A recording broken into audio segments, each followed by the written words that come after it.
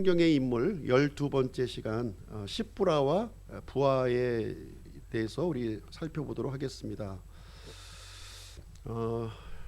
히브리 3파죠. 여기에 대해서 좀 학자들 간에는 좀 견해가 좀 엇갈리고 있는데요. 이집트 3파로 보는 사람들도 있고요. 히브리 3파로 보는 이제 견해도 있는데 저는 이제 히브리 3파로 저는 이제 받아들입니다. 왜냐하면 이제 이 십부라와 이 부하의 이름이 이 셈족의 이름이에요. 셈족의 이름이기 때문에 이집트식 이름이 아니고 이 셈족의 이름이기 때문에 히브리 3파로 보는 것이 이제 타당하다고 생각을 합니다. 이 십부라라고 하는 이름의 뜻은 아름다움이라고 하는 뜻이에요. 아름다움. 그리고 부하의 이름은 좀 부하가 침 흘리나요? 소녀, 소녀의 이름이 소녀. 소녀. 십부라는 아름다움. 굉장히 이 이름이 이제 참 예쁜 이름을 가지고 있는 산파들입니다. 하고 있는 일은 굉장히 험한 일이죠. 남들이 좀 이제 하기 싫어하는 좀 이제 그런 일일 거예요. 이집트 땅에 이스라엘 민족들이 이제 거주하게 되었는데요. 그 근거를 이제 보시게 되면 요셉이 이제 총리로 있었을 때, 야곱의 가문들이 이제 이집트 땅으로 내려왔습니다. 그때 내려온 숫자가 70명의 사람들, 야곱의 가문 70명의 사람들이 이집트 이제 고센 땅에 머물게 되는 이야기가 이제 기록이 되어 있고요. 그로부터 이제 수백 년의 시간이 이제 흘러가게 되었습니다. 이스라엘의 이 야곱의 자손들 70명을 기점으로 해서 거의 이제 굉장히 많은 수로 번성하게 되었어요. 요셉은 굉장히 이제 전설적인 인물이었고요. 당시 이제 메소포타미아 일대를 강타했었던 큰 기근에서 이 이집트라고 하는 이 세상을 이렇게 구원했던 그 인물로서 알려졌는데 요셉을 알지 못하는 새로운 왕이 이제 등장했다, 이렇게 출애굽기는 시작을 하고 있거든요. 단지 새로운 왕이라기보다는 왕조가 바뀌었다고 보시면 될 것 같아요. 요셉이 있었을 당시에 통치했던 왕조가 이제 무너지고 새로운 왕조가 이렇게 생성되었다고 보는 것이 이제 맞을 것 같습니다. 그래서 요셉을 전혀 알지 못하는 그런 새 왕이 이집트를 이제 다스리게 되었다. 이제 8절 말씀에 보시면 거기에 기록이 되어 있어요. 이때 이제 이 왕이 역사적으로는 투트모스 1세일 것으로 추정을 하고 있습니다. 투트모스 1세일 것으로 추정하고 있고요. 이 새로운 왕, 그러니까 어떻게 보면 이제 쿠데타를 일으켰든지 정변을 일으켜서 이런 그 정권을 이제 잡게 되었는데 새로운 이 통치자에게 고민이 하나 생겼던 거예요. 고민이. 그 이유는 무엇이냐면 그 이집트 사람들보다 지금 이제 이스라엘 히브리 민족이 더 많은 이제 구성원을 가지고 있는 거죠. 더 많은 구성원을 갖고 있기 때문에 고민에 이제 빠지게 되었어요. 적군이 만약에 쳐들어왔는데 이제 이 이스라엘 민족들이 이제 이집트 쪽의 편에 쓰지 아니하고 적군의 편에 쓰게 되면 굉장히 위험한 상황에 이제 놓이게 되는 것이죠.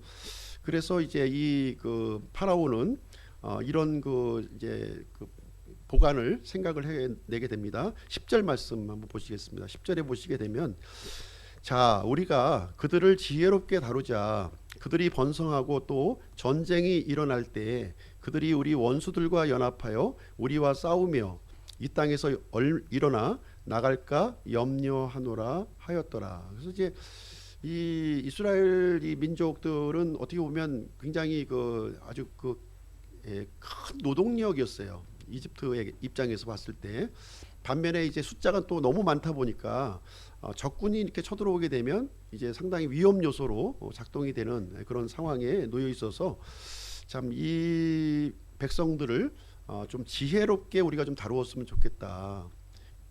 지혜롭게 다루었으면 좋겠다 하는 생각을 가지고 보관을 이제 갖추게 되는데, 이 파라오가 처음에 이제 세웠던 계획은 무엇이냐면, 이게 고된 노동을 이제 시키는 거였어요. 아주 이 힘들게 노역을 시키면 좀 이렇게 좀 세력이 좀 약화될 것이 아닌가 이런 생각을 가지고 아주 고된 노동력을 이제 부리게 되는데요. 국고 도시 비돔과 라암셋이라고 하는 그 도시를 이제 건축하게 합니다. 오늘날로 얘기하면 이제 그 신도시를 이제 건축하는 일에 이스라엘 백성들을 이제 투입해서 밤이고 낮이고 그 일에 얽매이도록 이렇게 하는 그 강압적인 정책을 이렇게 폈었던 것이죠. 그런데 이제 이 정책이 그 실효를 거두지 못하고 이렇게 압박하면 압박할수록 이스라엘 백성들은 더 번성하는 그런 일이 이제 생기게 된 거예요. 도저히 안 되겠는 거예요. 좀 이제 좀 인구가 좀 억제가 좀 돼야 될 필요성이 있는데, 그래서 두 번째로 지금 이제 이 파라오가 생각한 보관은 무엇이냐면 히브리 산파들이 이제 당시에 이제 있었는데, 히브리 산파들로 하여금 이제 태어나는 그 아이들, 특히 이제 여자의 경우는 이제 위험 요소가 안 되니까 사내 아이들을 죽이라고 이제 명령을 내리게 됩니다. 아마 이제 당시에 이 산파는 전문직이었던 것 같아요. 이 내용의 구성으로 보았을 때는 이제 직무 수행을 이제 했고, 이 파라오와 이렇게 대면해서 이제 대화를 하는 것으로 보면은 굉장히 좀 어떤 국가적인 이런 지위를 좀 보장해준 그런 사람들이 아니었는가 이렇게 생각을 하게 됩니다. 그래서 이 산파는 새로 태어나는 그 이 아이들에 대해서 출산 전, 출산 중, 출산 후 이런 이런 부분에 대해서 이렇게 좀 중점적으로 관리하는 그런 내용을 가지고 있었을 것이고요. 상당히 많은 산파들이 있었겠죠. 지금 이제 이스라엘 민족만 이제 거의 200만 명에 해당되고 장정의 숫자가 60만 명 정도 된다고 한다면 아마 여성들 이 가임 여성들도 한 60만 명 이상 되었을 것으로 이제 판단이 되기 때문에 또 이집트 사람들도 또 있잖아요. 그러니까 이집트 사람들은 좀 이제 이렇게 목축을 좀 기피하고 좀 이렇게 험한 일들은 좀 이제 안 하는 그런 것이 있다 보니까 아마 이제 히브리 산파들이 그 전반적인 일을 이렇게 좀 맡아서 하지 않았을까 이런 생각을 갖게 됩니다. 그 중에서 이제 많은 산파들 중에서 이제 그 두 사람의 이름이 여기에 언급이 되어 있는데요. 십부라와 부아라고 하는 이름을 지금 여기 이제 언급이 되어 있는 겁니다. 그래서 아마 이제 이 산파들을 이제 이렇게 좀 최고 이제 지위에서 모든 것들을 통솔하는 그런 직무를 이제 맡고 있지 않았나 이런 생각을 하게 됩니다. 16절 한번 보시도록 하겠습니다. 16절. 그가 이르되 너희가 히브리 여인들을 위하여 산파의 직무를 행할 때 해산 때 위의 여인들을 살펴보아 그것이 아들이거든 너희는 그를 죽이고 딸이거든 살릴지니라 하였으나. 그래서 이제 파라오가 산파들에게 명령을 이제 하달합니다. 만약에 이제 파라오의 명령을 따르지 않으면 어떻게 될까요? 이제 사형에 처해지겠죠. 굉장히 파라오는 당시에 왕정 국가였고 절대 통치권자였습니다. 그리고 신의 아들로 불리웠던 인물이기 때문에 만약에 이제 이 명령을 따르지 않는다면 자기 목숨을 내놓아야 되는 그런 상황이었습니다. 근데 오늘 이제 기록을 보니까 이 십부라와 부하의 이 히브리 산파는 파라오의 명령을 이제 따르지 않았다 이렇게 기록을 하고 있습니다. 그 이유가 이제 그 17절에 나와 있죠. 17절에 산파들이 하나님을 두려워하여 이집트 왕이 자기들에게 명령한 대로 하지 아니하고 사내 아이들을 살려두니라 이렇게 기록하고 있습니다. 그래서 이 히브리 산파는 하나님을 두려워했던 사람이라는 거예요. 물론 이제 파라오의 두려움도 있었겠죠. 근데 이 파라오보다도 하나님을 더 두려워했다 이렇게 얘기하면서 이제 이 파라오의 명령에 이제 불복종하는 내용이 여기에 이제 기록이 되어 있습니다. 이 두 산파는 자신의 이 민족을 죽이는 악행, 이 파라오의 명령이 이제 부당한 명령으로 이렇게 생각을 했고요. 자신의 민족을 이제 죽이는 악행에 가담을 하지 않기로 이렇게 결정을 했던 것을 이제 보게 됩니다. 이 내용이 이제 그 당장 파라오에게 보고가 이제 됩니다. 보고가 되니까 18절 19절에 이제 이렇게 기록이 되어 있습니다. 파라오 앞에 불려 나온 이 산파 과연 어떻게 이제 서신하는지 그 내용이 이제 기록되어 있는데요. 이집트 왕이 산파들을 불러 그들에게 이르되 너희가 어찌하여 이 일을 행하고 산의 아이들을 살려두었느냐 하니 산파들이 파라오에게 이르되 히브리 여인들은 이집트 여인들 같지 아니하고 생기가 넘쳐서 산파들이 자기들에게 오기 전에 해산하나이다 이렇게 답변을 이제 해주게 됩니다. 이 파라오가 이제 이 답변을 듣고 어떻게 이제 행동을 했을까 이제 우리가 좀 생각을 해보게 되는데요. 이제 말이 안 되는 얘기죠. 지금 말이 안 되는 얘기예요. 지금 이 히브리 여인들은 이제 생기가 넘치다 이제 표현을 하고 있는데 마치 이제 히브리 여인들은 이제 어떤 상황이냐면 이제 짐승과 같다는 거예요. 짐승과 같아서 참 이제 그 해산기가 있어서 가려고 하면 가서 보니까 벌써 이 태어나 가지고 아이가 엄마 품에 이렇게 안겨져 있다. 이제 이 얘기를 하는 거예요. 그것도 한두 명이 아니라 뭐 이제 굉장히 많은 일이 이제 진행되는데 이런 식으로 이제 답변을 하게 됩니다. 어떻게 보면 이제 목숨 건 그 이 답변일 수가 있어요. 그래서 이 불복종을 가지고 이제 파라오는 당장 사형에 처할 수도 있는 그런 상황이었는데 그런데 이제 이 파라오는 이제 이 부분에 대해서 특별히 이 어떤 조치를 취하지 않는 모습을 이제 보게 됩니다. 히브리 산파가 이제 파라오에게 이제 어떻게 보면 거짓말을 한 거잖아요. 지금 거짓말을 한 겁니다. 거짓말 이제 자신은 이제 어떤 이유였건 지금 이제 자신의 동족 사내의 아이를 이렇게 출산하는 일 그것을 이제 방해하지 않은 거죠. 방해하지 않았는데 대신에 파라오에게 이제 거짓말을 이제 한 건데 과연 이 거짓말을 우리가 이제 어떻게 보아야 될 것인가 하는 부분이 이제 되겠습니다. 근데 이 거짓말이 자신이 어떤 그 위험을 모면하기 위해서 또 자신이 어떤 살기 위해서 어떤 이득을 위한 거짓말이 아니라는 거죠. 이 거짓말은 생명을 건지기 위한 거짓말이었다고 하는 사실입니다. 예. 그래서 이제 그 어떻게 보면은 이제 그 목숨을 건 거짓말을 지금 이제 하고 있는 상황이 되어 있고요. 그래서 성경은 이 부분에 대해서 이제 어떻게 평가를 하고 있느냐?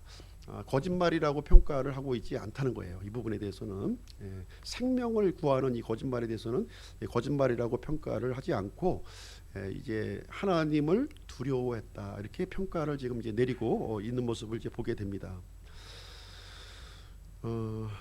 그래서 이 히브리 산파들이 이제 파라오의 명령을 이제 거부한 부분에 대해서 어떤 이제 징계 조치가 지금 나오지 아니하고 이렇게 좀 보호가 되는 무슨 이유가 있지 모르겠지만 이제 보호가 되는 장면이 저기 기록이 되어 있습니다.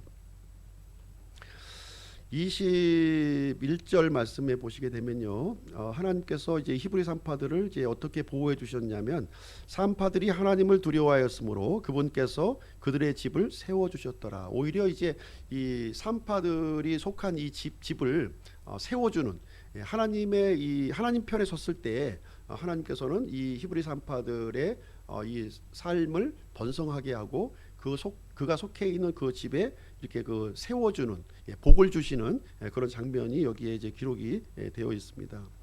어쨌든 이제 히브리 이 스푸라와 부하의 이 가족은 어떻게 보면 여인들은 이제 당대로 끝나는 그런 것에 이제 불과하지만 그럼에도 불구하고 이 여인들의 믿음을 통해서 그 집안이 이렇게 번성하고 하나님의 복을 받는 이제 일로 사용되어졌구나 하는 사실을 이제 본문의 말씀을 통해서 기록을 이제 볼 수가 있습니다.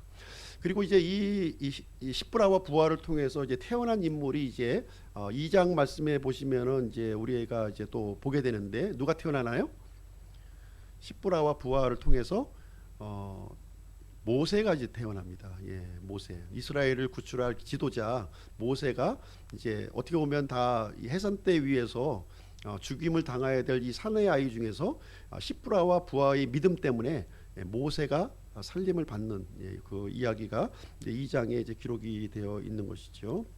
그래서 파라오는 이제 새로운 명령을 이제 또 내립니다. 22절에 보시게 되면 이제 이 그 출산할 당시에 이제 죽임을 당하지 못하는 일이 번번이 발생하게 되니까 이제 태어나는 사내 아이들은 다 나일강에 던져서 죽이라 이렇게 얘기하면서 이제 그 아주 어떻게 보면은 유아 살해 정책을 통해서 인구를 이제 억제하려고 하는 아주 강한 정책이 이제 2장에 펼쳐지는 장면이 이렇게 기록이 되어 있습니다. 이때도 이제 또 여인들을 하나님께서 사용하시죠. 여인들을 이 요게벳과 이 미리암의 믿음을 통해서 이제 이 모세가 이제 나일강에 이렇게 또 버려지게 되고, 그리고 이집트의 공주인 그 파라오의 공주를 통해서 이렇게 모세가 이 물에서 또 건짐을 받는 이야기가 기록이 되어 있습니다. 그래서 참 이 연약한 그 여인들을 통해서 이스라엘 민족들이 이렇게 보호가 되고 또 이렇게 구출을 받는 그런 그 이야기가 이제 여기에 이제 기록되고 있는데요. 이 십브라와 부하의 이 부분이 굉장히 어떻게 보면은 이제 출발점이 됐다고 보는 것 같아요. 이제 이스라엘 백성들이 이집트에서 계속 노예로 고통스럽게 살다가 이제 하나님의 이제 그 개입할 그 시점이 이 십브라와 부하의 이 믿음을 통해서 이렇게 어떤 열려지는 그런 상황을 우리는 이제 생각을 해볼 수가 있습니다. 그래서 오늘 이제 이 십브라와 부하를 통해서 이제 우리가 배울 수 있는 교훈이 무엇인가 한 세 가지를 한번 이제 압축을 해서 말씀을 드리도록 하겠습니다. 첫 번째는 뭐냐면은 여인을 통해서 이 비천한 여인을 통해서 구원의 역사를 이루어 가신다는 거예요. 이 성경을 이렇게 쭉 이렇게 살펴보시게 되면 이 여인을 통해서 이렇게 좀 어떻게 보면 여인은 당시에 사람의 숫자로도 집어넣지 않았죠. 아주 어떻게 보면은 사람의 숫자에 넣지 않을 정도로 비천하게 이렇게 보았는데요. 근데 이 비천한 여인을 통해서 하나님의 구원 사역을 이루어가는 모습을 우리는 이제 보게 됩니다. 창세기 3장 15절에 보시게 되면 메시아가 이제 여자의 씨를 통해서 오실 것을 이제 예언하고 있죠. 메시아가 오실 통로도 여자의 씨를 통해서 이제 오시게 됩니다. 그래서 예수 그리스도께서 이 처녀 마리아를 통해서 처녀 마리아 작은 소녀를 통해서 이제 이 세상에 성령님으로 잉태하셔서 이제 오시게 되었습니다. 그리고 예수님의 계보를 또 이렇게 쭉 살펴보시게 되면 여인들의 이름이 이제 등장하고 있는데요. 이 가나안 여인 다말이 나오죠. 다말이 나오고요. 유다의 야곱의 12 아들 중에서 유다가 있었습니다. 유다의 며느리가 이제 다말이에요. 다말인데 이 시아버지와 이제 다말을 통해서 이렇게 메시아의 계보가 이어지는 그 이야기가 기록이 되어 있고요. 그다음에 이제 라합과 룻이 또 등장합니다. 가나안 여인 라합과 룻은 이제 모압 여인이었죠. 모압 여인이었는데 이 믿음으로 이 이스라엘 그 백성에 들어오게 되고 또 특별히 메시아의 계보에 이렇게 또 참여가 되는 그런 일을 기록하고 있습니다. 그리고 또 해쪽 속 우리아의 아내 바세바가 또 이렇게 등장을 하게 됩니다. 그리고 이제 그 포로기 때 보시게 되면 그 이스라엘을 구출하는데 이제 에스더를 또 사용해서 이스라엘을 구출하는 이야기가 나와 있고요. 성경을 보시게 되면 이게 수많은 그 믿음의 여인이 이제 등장을 합니다. 등장을 해서 이 여인들을 하나님께서 사용하시고 또 아주 그 중요한 일에 또 쓰임 받는 이야기가 기록이 되어 있습니다. 그래서 히브리 3파의 손에 의해서 이제 모세가 이제 출생을 하게 되는 거죠. 모세가 출생을 합니다. 모세오경의 저자가 이제 모세잖아요. 모세. 창출 레민신. 창출 레민신 들어보셨나요? 상출 레민신 한번 해보세요. 창출 레민신, 창세기, 출애굽기, 레위기, 민수기, 신명기 이렇게 해서 모세오경이에요. 이 모세오경을 이제 모세가 기록했는데 참 이 모세가 이 히브리 3파 수많은 3파 중에서 십브라와 부하의 이야기를 기록하고 있는 거예요. 그렇죠? 그러니까 십브라와 부하를 기록하고 있다고 하는 사실은 어떻게 알았을까요? 어머니 요게벳을 통해서 이 너는 그 태어나자마자 죽어야 될 아이였는데, 예? 죽어야 될 아이였는데 시브라와 부하의 믿음을 통해서 살아났다. 이 얘기를 해줬을 거 아닙니까? 예, 그 내용을 모세는 잊지 않았을 것이고요. 그 이름을 이제 이렇게 이 성경에 기록이 되어진 것입니다.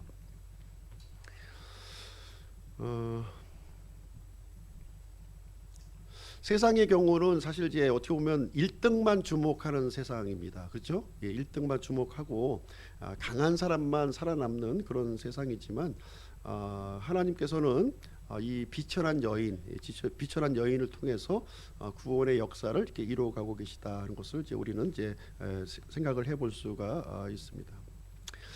그리고 이제 이 출애굽기에 나오는 이제 파라오, 이제 우리가 역사적으로는 뭐 이제 투트모스 1세일 것이다 이렇게 보고 있는데요. 이제 정확한 이름은 모르는 거죠. 추정만 할 뿐이지. 이 파라오의 이름은 등장하지 않아요. 당대 이 아주 거대한 이 왕국에 이 왕의 이름은 등장하지 않는데 왕의 직함만 나오는 거죠. 파라오가 이름이 아닙니다. 왕의 직함을 얘기하고 있는 것이죠. 그런데 이 왕의 이름은 등장하지 않지만 히브리 산파 이 두 여인의 이름은 기록하고 있다는 거예요. 예, 참으로 귀하게 사용되어졌음을 하나님께서는 이제 보여주고 있습니다. 두 번째 우리가 또 생각해 볼 수 있는 것은 무엇이냐면 이 시브라와 부하는 하나님을 두려워했다는 거예요. 하나님께서 사용하신 결정적인 사유가 어디 있느냐? 하나님을 두려워했다는 것입니다. 예. 왕의 처벌이 두려웠을까요? 안 두려웠을까요? 당연히 두렵죠. 예, 왕의 처벌이 당연히 두렵습니다. 뭐 여인에 불과한데 이제 두렵지 않겠습니까? 근데 이 파라오는 근데 이제 좀 여자에 대해서는 좀 관대하지 않았나 하는 생각을 좀 갖게 돼요. 여성에 대해서 왜 여성에 대해서 관대했을까 하는 좀 그런 의구심을 우리가 이제 갖게 되는데 역사적으로 이 투트모스 1세는 이제 외동딸을 이제 가지고 있었고요. 외동딸. 그래서 이제 그 하셉수투라고 합니다. 이 여인이 하셉수투라는 하는 여인인데 이 여인이 이제 이 투트모스 1세의 외동딸이에요. 외동딸. 그래서 이제 이 여인이 거의 이제 파라오와 같이 여성 파라오로서 이제 알려진 그런 인물이 이제 되겠는데 이복 동생하고 이렇게 결혼을 해요. 이렇게 결혼하는 일이 있었는데 아마 이 파라오 이 초기 모세 시대 이 파라오는 좀 이제 여성에 대해서는 좀 위험성을 좀 이제 갖지 않고 있었고 비록 이제 히브리 산파가 이제 왕명을 거역했지만 그렇게 이제 위험한 인물로 이렇게 보지 않고 관대하게 좀 처벌을 이게 좀 유예하지 않았는가 하는 것들을 한번 좀 이제 추측을 좀 해보게 되는 일이 되겠습니다. 그러나 이제 어쨌든 하나님을 두려워하는 마음을 가지고 왕을 이제 그 왕명을 거절을 했어요. 거절을 이제 하게 되었습니다. 자신의 목숨을 이제 아끼지 않고 하나님 편에 서 있는 이 두 산파 시브라와 부하의 모습을 우리는 이제 생각을 해볼 수가 있습니다. 이 시브라와 부하는 이제 자기에게 맡겨진 이 직무, 이제 이 아이의 출산을 돕는 이 일이죠. 어떻게 보면은 뭐 직위가 높았다고 하지만 굉장히 천시받는 그런 일이었을 거예요. 그것을 단순히 자신의 직업으로 생각하지 않았다는 거예요. 자신의 직업으로 생각하지 아니하고 이것은 자신의 민족의 생명을 살리는 일로 이렇게 사명감을 가지고 했다는 것을 우리는 생각을 해볼 수가 있어요. 왜냐하면 하나님의 명을 받고 그 파라오의 명령을 수행하지 않았거든요. 그래서 자신의 이 직무가 내가 파라오에게 충성한다고 생각해서 일을 한 것이 아니라 하나님에게 충성한다고 생각을 하고 그 산파의 직무를 수행했다고 하는 사실을 우리는 보게 됩니다. 그래서 우리에게 맡겨진 일들이 사소한 일일 수가 있어요. 어떻게 보면 이제 집안에서 이렇게 가사를 보는 일일 수도 있고요. 또 뭐 어떤 이 하찮은 일을 우리가 한다고 할지라도 그 일을 단순히 어떤 노동의 대가로 받는 그런 일이 아니라 하나님의 일로 여겼다는 거예요. 이 두 산파의 경우는. 그래서 하나님을 두려워하는 그런 가운데 자기에게 맡겨진 이 일들을 성실하게 수행하였고, 하나님의 이 뜻에 어긋나는 일을 이제 하지 않았다고 하는 사실을 이제 이 내용을 통해서 우리는 생각을 해볼 수가 있습니다. 그래서 이제 이 그 두 산파는 하나님의 그 쓰임을 받는 그런 일에 이제 사용이 되어져 있습니다. 그래서 하나님 앞에는 사소한 일은 없는 것 같아요. 우리가 이제 세상에 나가서 여러 가지 이제 직업도 갖고 이제 일도 하게 되지만 그런 일은 사소한 일이 아니라는 것이죠. 사소한 일이 아닙니다.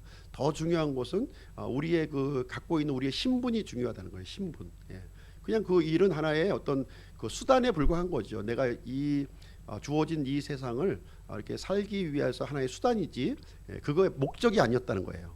목적이. 그래서 히브리 산파들은 그 산파의 그 직무를 목적으로 삼지 아니하고 그 일을 하나님의 일을 수행하는 방편으로 삼았다. 우리도 그런 자세가 좀 필요한 것 같지 않습니까? 우리가 여러 가지 이 직업을 갖고 있지만 그것이 목적이 아니라 내가 하나님을 더 잘 섬기고 하나님을 더 두려워하기 위해서 수단으로 내가 그것을 하고 있다 이렇게 생각을 하면 우리가 이제 주어진 일을 우리가 좀 신실하게 성실하게 또 잘 감당할 수 있지 않을까 이렇게 생각을 합니다. 그래서 우리가 하나님을 두려워하는 마음이 있다면 내가 하고 있는 일이 중요한 것이 아니라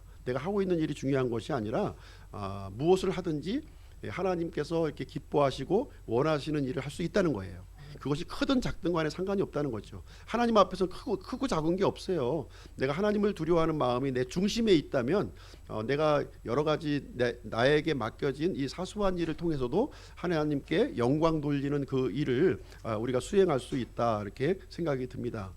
그래서 우리 교회도 마찬가지인 것 같아요. 그래서 교회도 목사 한 사람만 이렇게 주도적으로 끌고 나가는 것이 아니라 이렇게 서로 합력해서 자기가 맡겨진 일이 크든 작든 간에 맡겨진 일을 성실하게 수행하는 것을 통해서 하나님께 영광을 돌릴 수 있다 이렇게 생각이 듭니다.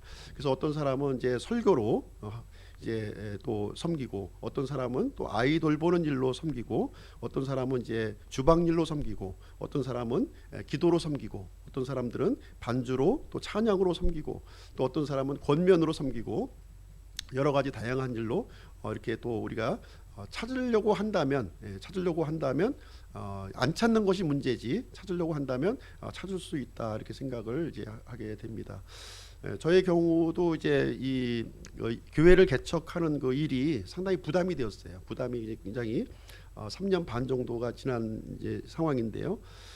처음에는 이제 교회를 하지 말아야 될 이유를 찾았어요. 교회를 하지 말아야 될 이유. 그러니까 하지 말아야 될 이유가 굉장히 많더라고요. 보니까 굉장히 많아요.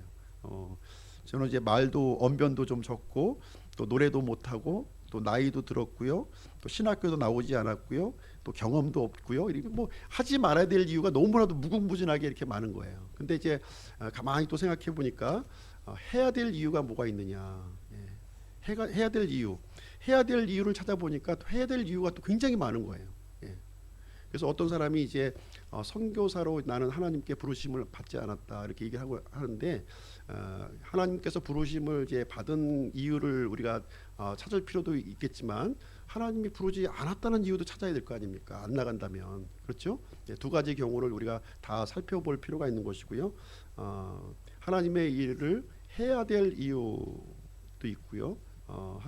그것을 있다는 것을 좀 생각을 좀 할 필요가 있는 것 같습니다. 그래서 중요한 것은 우리 중심이 하나님을 두려워하고 하나님의 일을 참 하나님을 사랑하는 마음이 있느냐. 그것만 있다면 나머지 문제는 이제 저절로 풀릴 문제라고 생각해요. 무엇을 하느냐가 문제가 아니라는 것이죠. 하나님 앞에서는 그 중심을 하나님은 보시고 중심이 하나님 앞에 올바르게 있으면 이제 올바른 열매가 맺어지는 것이고, 오전에 우리가 이제 이제 하나님을 사랑하는 마음이 없었을 때 이 부정적인 이런 그 삶의 모습이 이제 발전되는 것을 보았잖아요. 마찬가지입니다. 하나님을 사랑하는 마음이 있으면 이런 이제 긍정적인 열매들이 이런 우리에게 열리리라고 이제 기대를 해보게 되는 것입니다. 세 번째로 이제 우리가 생각해 볼 수 있는 것은 무엇이냐면 히브리 산파들은 이제 자신이 이제 이 믿음에 대해서 순종을 했다는 거예요. 순종했다는 것을 우리는 또 생각을 해볼 수가 있습니다. 분명히 파라오는 잘못된 명령을 내렸습니다. 잘못된 명령을 내렸어요. 그래서 그러나 이 산파들은 하나님께서 생명의 수요자요 복의 근원이라고 하는 사실을 이제 붙들었다고 하는 사실을 우리는 이제 생각을 해볼 수가 있습니다. 그래서 이 산파 입장에서는 이제 고민이 되었을 겁니다. 고민이 파라오를 선택할 것이냐 아니면 하나님을 선택할 것이냐. 파라오는 눈에 보이는 권력이요. 하나님은 보이지 않는 하나님이시잖아요. 그래서 눈에 보이는 권력에 굴복하기가 참으로 쉬운데 이 히브리 산파는 하나님, 눈에 보이지 않는 하나님을 굴복했다는 것을 이제 볼 수가 있는데요. 그 근본적인 하나님, 보이지 않는 하나님을 붙들게 되었던 근본적인 어떤 이 동력이 어디에 있었느냐 하는 것입니다. 그 동력이 하나님의 약속에 있었다는 거예요. 하나님의 약속. 하나님께서는 이스라엘 백성들을 이렇게 번성케 해주신다는 약속을 하셨습니까? 안 하셨습니까? 아브라함을 통해서 하셨고, 이삭을 통해서 하셨고, 야곱을 통해서 하셨고, 요셉을 통해서도 하셨던 거예요. 이스라엘 백성들이 지금 숫자가 작은 숫자지만 처음에 이제 이 약속을 주셨을 때는, 아브라함에게 주셨을 때는 이삭이 태어나지도 않았을 때예요. 그때 하나님께서는 이 백성, 아브라함의 씨를 통해서 태어날 이 백성들이 이제 큰 민족을 이룰 것이라고 하는 약속을 주셨다는 거예요. 그 약속이 대를 이어서 이제 전달이 되고 있는데요. 이 아브라함의 아들인 이삭에게 전달이 되었고요. 이삭을 통해서 또 야곱에게 전달이 되었고요. 야곱을 통해서 요셉에게 전달이 되었고, 요셉을 통해서 이스라엘 자손 전체들에게 아마 이 하나님이 우리를 번성케 해준다고 하는 약속이 갖고 있었을 것으로 이제 생각이 됩니다. 굉장히 중요한 약속이기 때문에 충분히 갖고 있었고요. 그래서 이 두 산파는 하나님의 이 약속, 변치 않는 약속, 언젠가는 분명히 지켜주신다고 하는 이 약속의 말씀을 붙들었기 때문에 눈에 보이는 이 파라오의 권력을 내가 무시하고 거부하고 하나님의 뜻을 붙잡는 그 믿음의 행동을 보이지 않았는가, 이런 생각을 우리가 가져보게 됩니다. 그래서 이제 이 파라오보다 하나님을 더 큰 존재로 바라보게 되니까 이 히브리 산파의 이 모습이 어떻겠습니까? 당당한 거죠. 그죠? 뭐 주눅 들고 뭐 이렇게 쪼그라드는 것이 아니라 당당한 거예요. 예. 가보니까 지금 히브리 이 여인들은 건강해가지고 벌써 가기도 전에 그냥 아이를 쑥쑥 낳아버립니다 하면서 당당하게 그 얘기를 표현하는 거예요. 그래서 거기에 대해서 이제 하나님께서 또 이 두 산파를 보호해 주시고 그 집에 복을 내려주시는 그런 이야기가 이제 기록이 되어 있는 것입니다. 어떻게 보면 이 파라오는 세상 신을 상징하고 있는 거예요. 세상 신. 일반적으로 이제 파라오는 세상 신, 이집트는 이 세상을 이제 상징하고 있습니다. 성경에서는. 그래서 이 세상 신과 이 세상은 힘이 굉장히 강해요. 굉장히 강합니다. 강한 영향력을 우리에게 행사하고 있어요. 이집트의 파라오처럼 막강한 힘을 이제 행사를 하고 있고, 사실 이제 맞서 싸우기가 좀 힘든 상대입니다. 우리가 먹고 살려고 한다면 참 이거를 고민에 빠질 때가 많이 있죠. 그렇죠? 믿음을 이렇게 탁 선택하기가 쉽지 않을 때가 굉장히 이제 많이 있습니다. 이 세상은요, 같은 편일 때는 이렇게 우리에게 음식도 주고 여러 가지 편의를 많이 우리에게 제공을 해 줍니다. 그러나 이 세상 편에 우리가 서지 아니하고 하나님 편에 섰다고 생각하는 순간, 그때부터 이 세상은 이제 돌변해요. 돌변합니다. 우리를 아주 가혹하게 핍박하게 되고, 우리에게 좀 어려운 일을 우리에게 좀 부과하는 내용을 이제 우리가 보게 되고요. 어떻게 하면 하나님을 믿지 못하도록 그 방해를 하게 되는 그 영적인 그 배후를 우리가 읽을 수 있지 않아요? 좀 이제 처음에는 우리가 알 수가 없지만 우리가 이제 어느 정도 성장한 다음에는 내가 하나님께 이렇게 헌신하려고 했을 때, 하나님을 믿으려고 했을 때 이런 방해가 되는 그런 일들이 있었구나. 그 일들 누가 했을까? 이 영적인 배후가 이제 있었구나 하는 것을 우리는 이제 직감하게 되는 것이죠. 그렇죠? 그런 모습으로 우리를 이제 하나님 일 따르는 것을 어떻게 하든지 방해하는 일을 이제 가지고 있습니다. 그러면 이 세상을 이제 방해하는 이 힘을 우리가 거부해야 되는데, 그렇죠? 이 세파라고 그러잖아요. 이 세파를 거부해야 되는데 어떻게 거부할 수 있느냐? 이 거부하는 힘이 어디서 나오느냐 하는 것을 이 히브리 그 두 산파의 믿음을 통해서 우리는 발견할 수가 있다는 거예요. 이 세상을 거부할 수 있는 이 힘은 하나님의 약속이 있다는 거예요. 하나님의 약속. 하나님의 약속을 붙들을 때 우리는 세상을 거부할 힘이 생긴다는 겁니다. 하나님께서 나를 보호하시고 하나님께서 나를 사랑하시고 하나님께서 나를 지키시고 이렇게 보존하신다고 하는 이 굳건한 약속을 붙들고 있으면 우리는 그 세상의 그 달콤한 유혹, 그 달콤한 그 이 속삭임에 우리는 넘어가지 않을 수 있다는 것을 이제 여기서 히브리 두 산파의 이야기를 통해서 알 수가 있는 것입니다. 그래서 하나님께서는 이 그 힘없고 나약한 이 히브리 두 산파 십부라와 부하의 이름을 성경에 명확하게 이렇게 기록을 하고 있는 모습을 우리는 보게 됩니다.